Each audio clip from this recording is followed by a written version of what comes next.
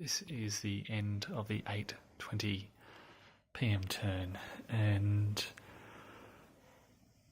well, the Prussians continue to drive and assault against the French, but the French just continue to hold firm. The Prussians are getting a few very minor successes. This is the same story every turn. You can see one disordered French unit in the centre there. This is artillery and infantry together.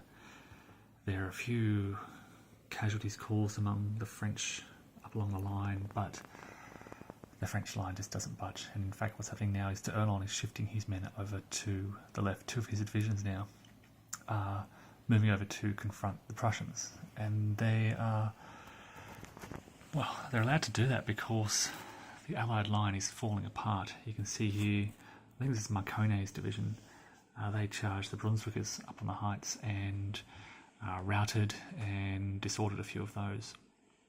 And just slightly to the east, Foy continues to drive against those skirmishes. You can see here the Duke of Wellington with a stack of what I'll call lost officers. These are officers who have lost their commands, basically, through losses and routing and disorder and so forth.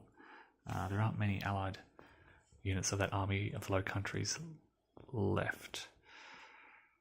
Again, these are French heavies out on the right.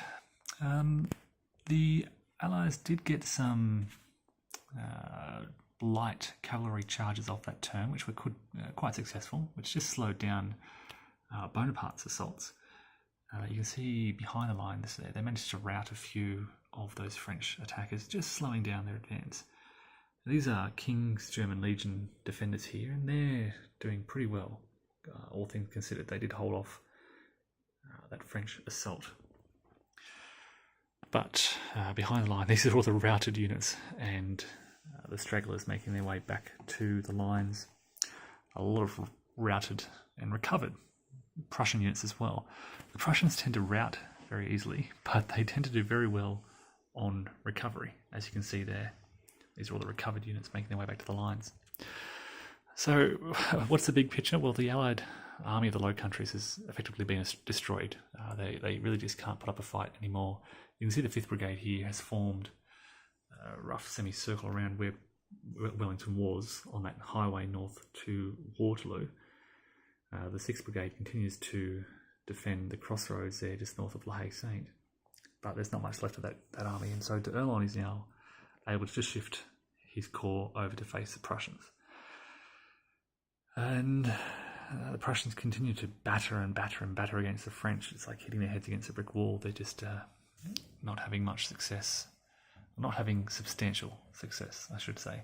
They've set up some guns here. This is a combination of 1st and 4th Corps artillery, which again are causing casualties among the French, but just not enough to break that line.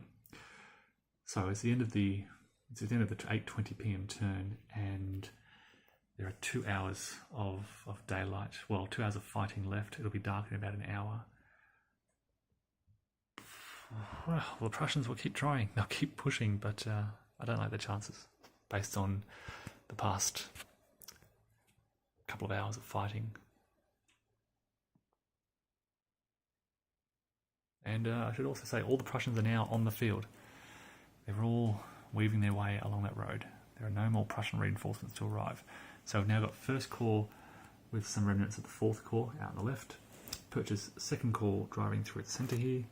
And von Bülow's already shattered 4th Corps out on the right. You can see all those units in disorder and pretty much exhausted. There's not much more that 4th Corps can do out here on the right except try to recover, pull back, recover, and assault again.